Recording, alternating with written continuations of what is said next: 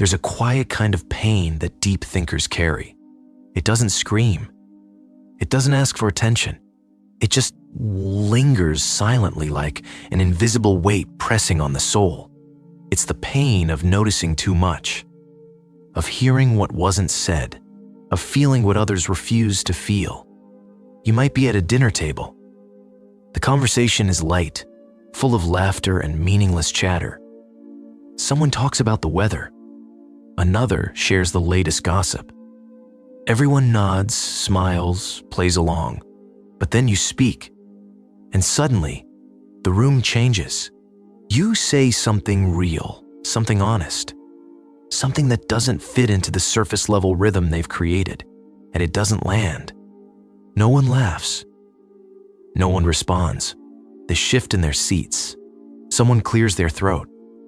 Another says, "Anyway," the moment is gone.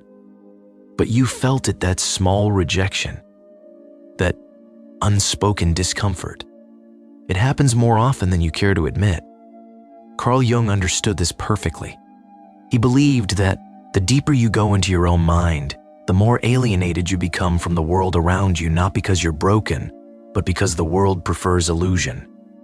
It rewards those who conform, who blend in, who nod without questioning, who pretend to be okay, even when everything inside them is falling apart.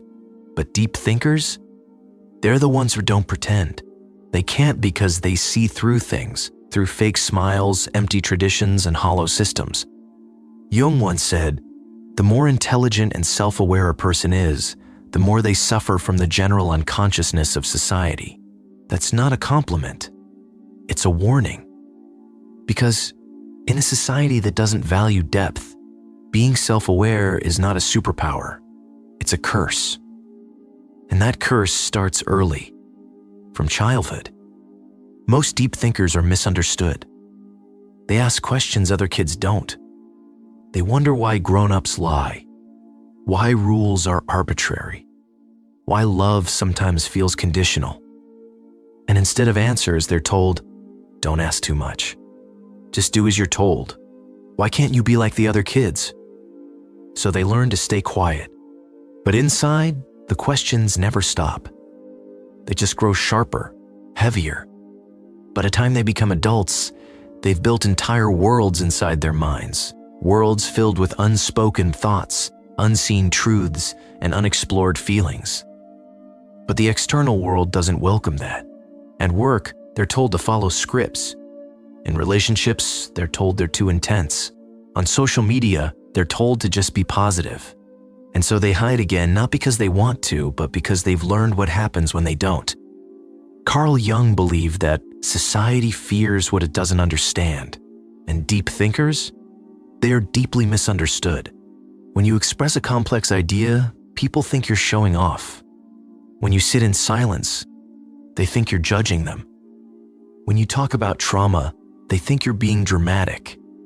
When you ask questions, they say you're overthinking. But you're not overthinking. You're seeing clearly. You're observing what others miss. And you're feeling what others are afraid to feel.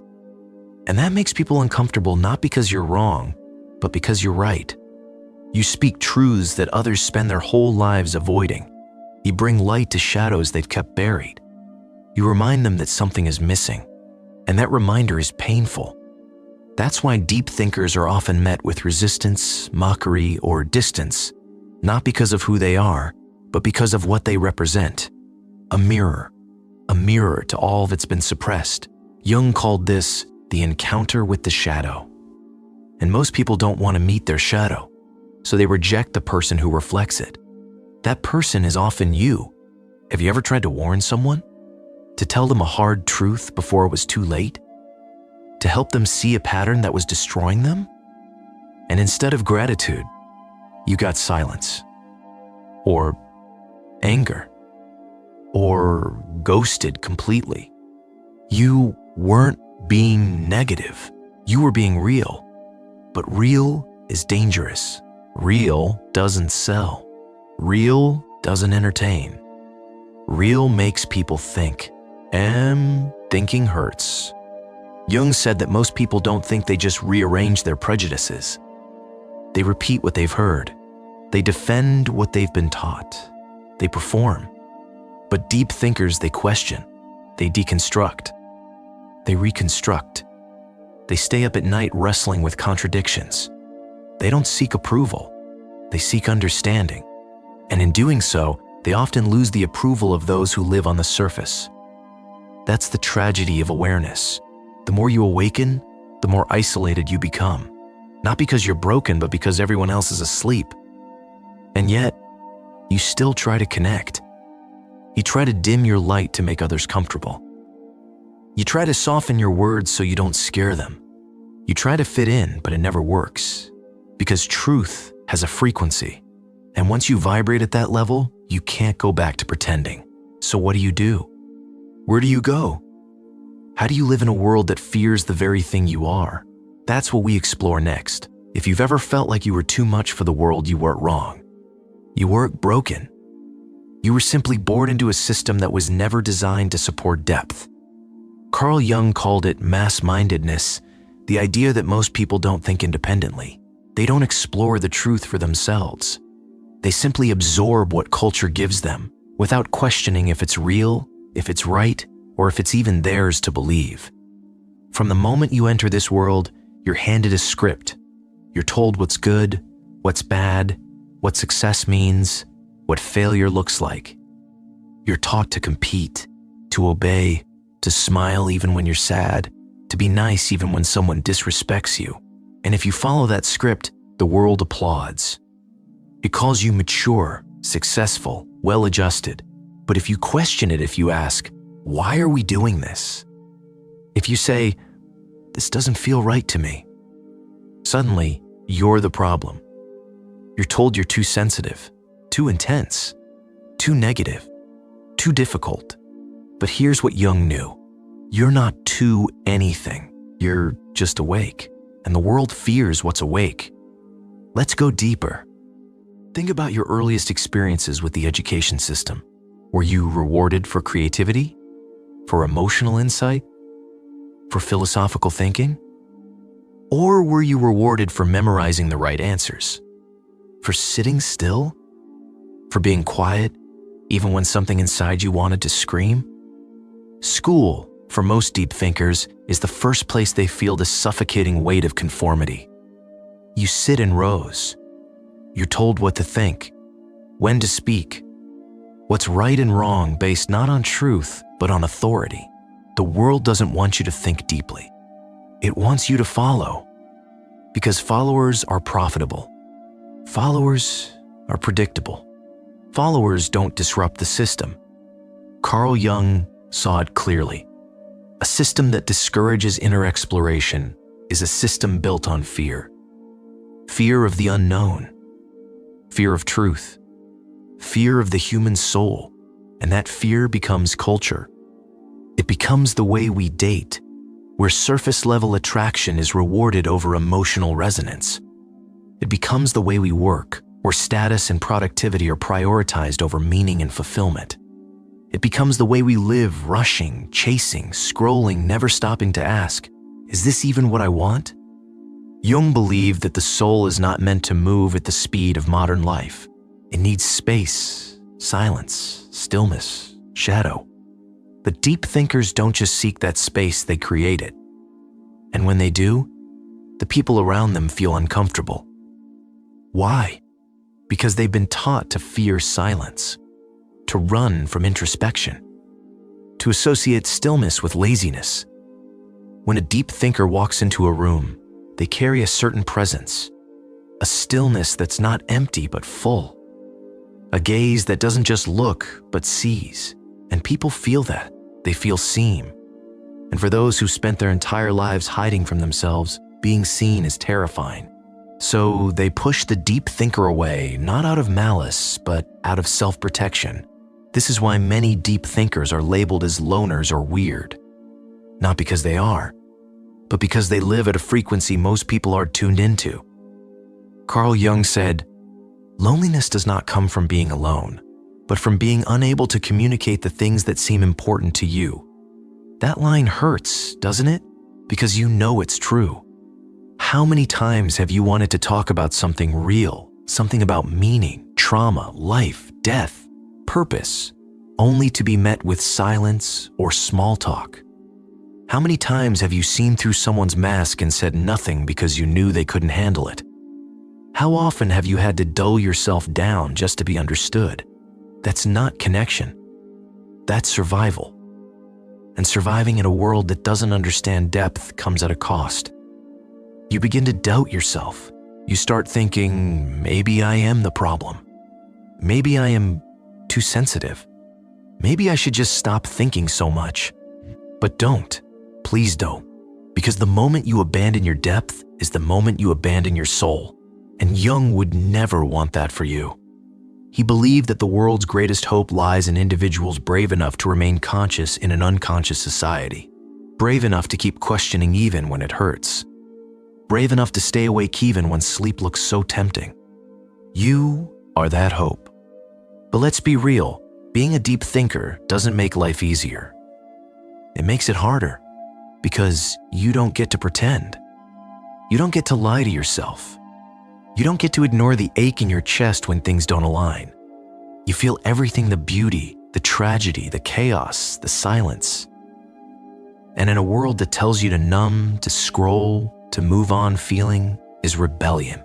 So rebel. If you're a deep thinker, there's a good chance you've walked through life wondering, why do I always feel so tired? Not physically, but mentally, spiritually? You enter a room and sense the tension before anyone speaks. You listen to someone talk and you don't just hear their words. You hear the pain behind them. You hear the things they don't say. And somehow, by the end of that interaction, you feel like the air has been sucked out of you, but they feel better, calmer, lighter. And you're left asking yourself, why do people always come to me for support but disappear when I need someone? Carl Jung called this phenomenon projection and unconscious vampirism. Let's unpack that. In psychological terms, projection is when someone attributes their own unresolved issues, emotions, or desires onto another person. And deep thinkers? They're like open canvases. People feel safe projecting onto them because they're calm, they're empathetic, they're self-aware. But here's the danger. When you're constantly absorbing the emotional weight of others, you slowly start to disappear. Your own thoughts get clouded. Your own voice gets quieter. Your own needs become blurry. And the worst part, no one notices. Because you're the strong one, the calm one, the one who always seems to have it together. But inside, you're exhausted. This is how the world drains deep thinkers silently, subtly, systematically. Not through violence, but through dependency. Relationships become one-sided. Conversations become therapy sessions. Friendships become emotional rescue missions. And over time, you lose something vital yourself. Carl Jung believed that the world doesn't just ignore deep thinkers, it uses them. Because people are drawn to depth, but they're also afraid of it. So instead of honoring it, they extract it. They take your insight. They take your calm. They take your energy. But they rarely give it back. And when you finally pull away, when you set a boundary, when you say, I need space, they call you selfish or cold or distant. But what they don't see is this. Your silence isn't rejection, it's survival. You're not cold, you're recharging. Because being awake in an unconscious world is draining, especially when that world is designed to keep you distracted. Let's talk about media. The average person sees thousands of ads per day, each one carefully engineered to tell you, you're not enough. Buy this. Fix that. Chase this. This is the ideal. And if you're a deep thinker, you see the manipulation. You notice how beauty is sold as worth, how fear is used to sell safety, how attention is hijacked, not earned. But here's the trap. Even when you know it's a lie, it still wears you down. Because deep thinkers don't just consume information, they process it. They analyze it. They internalize it. And that takes energy, so much more energy than most people realize. Even scrolling social media isn't passive for a deep thinker. Every post, every headline, Every image, it all triggers reflection. It all activates questions. Why is everyone pretending to be happy? Why does no one talk about grief, about shame, about fear? Why is vulnerability edited out of our lives like it's shameful? Jung believed that the collective unconscious shapes society more than logic. And right now, that unconscious is afraid of depth. So the systems we live in, from schools to media to work, are designed to suppress it. They tell you, don't slow down. Don't ask why. Don't sit with your sadness. Just keep going. But deep thinkers, they can't just keep going. Not blindly. Not without asking, what does any of this mean? So they pause. They reflect. They feel. And the world punishes them for it. In school, they're labeled as distracted or daydreamers. At work, they're seen as too philosophical or not productive enough. In relationships, they're told they're too intense or too emotional. But what they really are is real. And in a society built on performance, being real is a radical act. But radical acts come with consequences. You lose friends. You lose promotions. You lose invitations because you refuse to play the game. You refuse to flatter egos. You refuse to pretend everything's fine. You refuse to smile when something inside you is breaking. And that refusal is powerful, but it's also lonely. Carl Jung said, "Your vision will become clear only when you can look into your own heart. Who looks outside, dreams. Who looks inside, awakes." You are awake. But the price of awakening is isolation. Still, there is hope, because there are others like you, scattered across the world, also observing, also thinking, also waiting for someone to say the thing everyone's been afraid to admit. And when two deep thinkers really meet, the world changes a little. The illusion cracks. The truth breathes. The soul feels less alone. So don't shut yourself off. Don't numb your insight just to be accepted. There comes a moment in every deep thinker's life when they ask, is it worth it? Is it worth seeing what others refuse to see? Is it worth carrying thoughts too heavy to say out loud? Is it worth feeling this much when so few understand? Carl Jung believed that moment is not a breakdown, it's a beginning. Because that's when you decide to shrink back and conform, or to expand into your truth, even if it means walking alone. The world will not ask you to do this. In fact, it will beg you not to. It will offer comfort in exchange for your silence. It will praise you for fitting in. It will reward your numbness with applause. But deep down, you'll know that kind of life isn't living. It's surviving.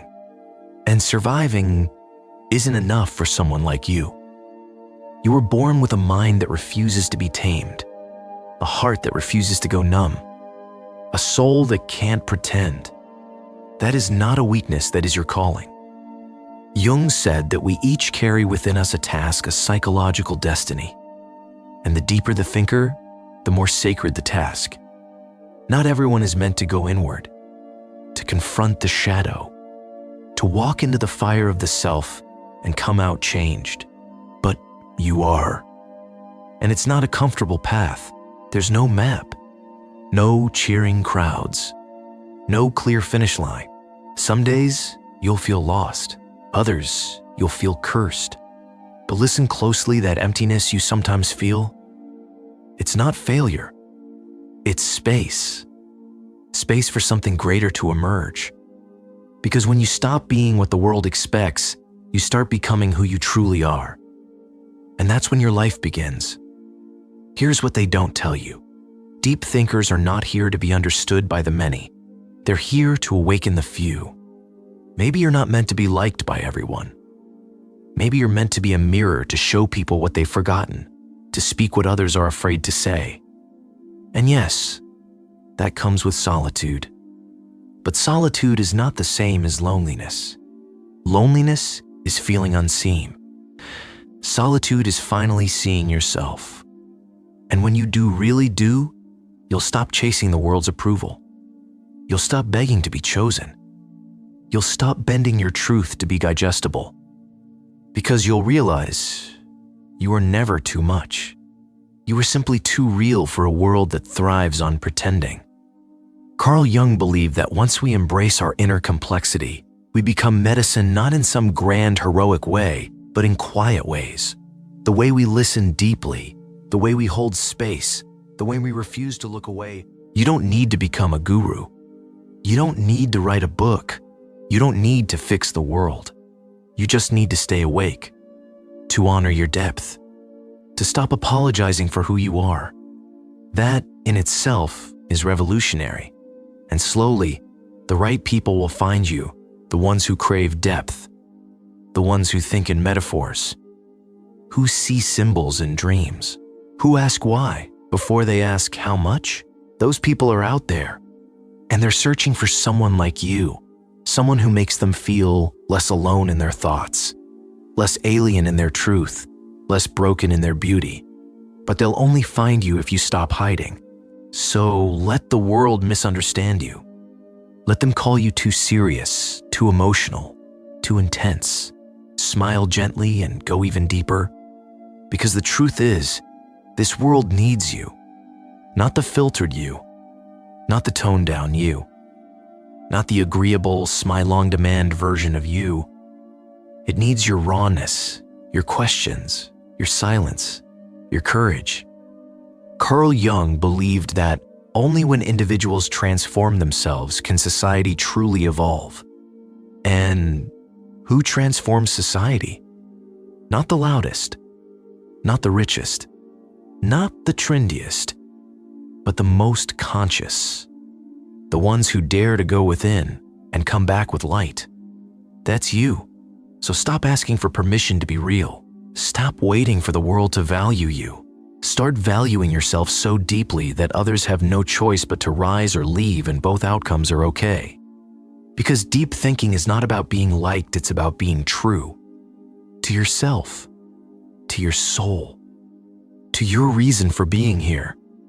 And now if this message made you feel seen, if it stirred something real inside you, good, because that feeling, that's your truth waking up. Don't put it back to sleep.